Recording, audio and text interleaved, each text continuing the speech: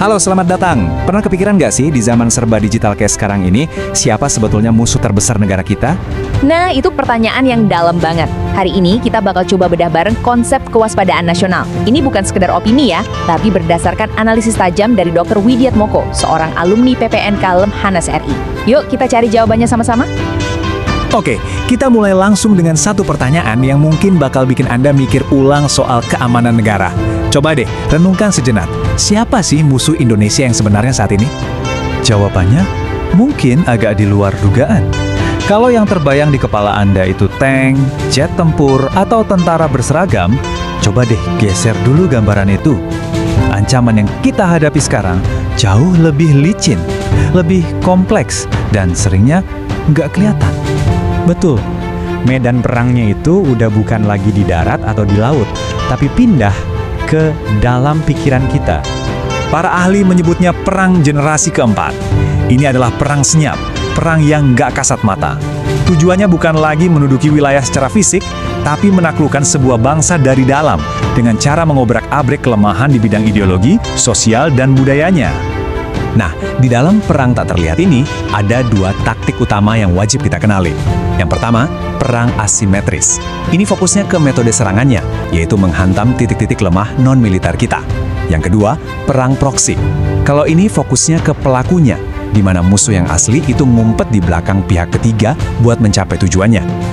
Jadi, gampangnya gini, bayangin aja perang proksi itu dalangnya, sementara perang asimetris, kayak nyebarin hoax, adu domba, atau propaganda, itu adalah tali-tali yang dia pakai buat menggerakkan bonekanya.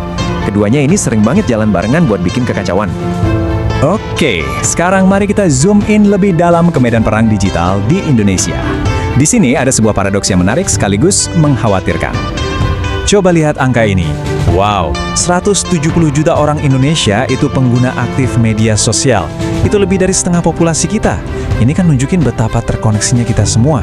Kelihatannya seperti kekuatan besar kan? Tapi di sisi lain, ini justru bisa jadi celah kerentanan terbesar kita. Nah, disinilah letak paradoksnya. Di satu sisi, kita super aktif di dunia maya. Tapi di sisi lain, lihat data ini. Peringkat literasi kita ada di nomor 62 dari 70 negara. Ada jurang yang dalam banget antara kemampuan kita mengakses informasi dengan kemampuan kita untuk mencernanya secara kritis. Dan ini, jujur aja, sangat berbahaya. Jadi, kombinasi maut antara konektivitas digital yang luar biasa tinggi dengan tingkat literasi yang rendah ini ibaratnya menciptakan badai yang sempurna bagi kerentanan nasional. Masyarakat kita jadi sasaran empuk banget buat hoax, fitnah, dan provokasi yang memang sengaja dirancang untuk memecah belah kita dari dalam. Celah kerentanan inilah yang dimanfaatkan habis-habisan oleh tiga arah ancaman ideologi utama. Pertama, EK atau ekstrem kanan. Ini adalah fundamentalisme agama yang dipolitisasi. Kedua, EKI, ekstrem kiri, sisa-sisa paham komunisme. Dan yang ketiga, ELA atau ekstrem lainnya, paham seperti liberalisme dan kapitalisme kebablasan yang bisa mengikis nilai-nilai luhur kita. Ujung-ujungnya, tujuan mereka semua sama, menggerogoti Pancasila. Setelah kita tahu ancaman yang begitu kompleks, terus solusinya apa dong? Jawabannya ada pada perisai ideologi bangsa kita sendiri, yaitu kewaspadaan nasional. Penting banget nih buat kita pahami, kewaspadaan nasional itu bukan cuma program pemerintah atau slogan. Ini adalah sebuah kualitas, sebuah sikap mental kita bersama. Intinya adalah kesiapsiagaan yang tumbuh dari rasa peduli dan cinta tanah air untuk melindungi rumah kita ini dari segala macam ancaman. Kesiapsiagaan ini juga bukan sikap yang pasif ya. Justru ini adalah sebuah sistem pertahanan yang aktif. Ada 5 langkahnya. Mulai dari kemampuan kita untuk mendeteksi potensi ancaman sedini mungkin, lalu lanjut ke tindakan proaktif untuk mencegah dan menangkal sebelum masalahnya jadi besar, sampai akhirnya kita bisa memberikan tanggapan awal yang cepat dan tepat.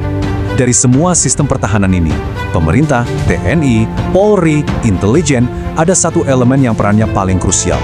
Dan elemen itu adalah kita semua, ya masyarakat.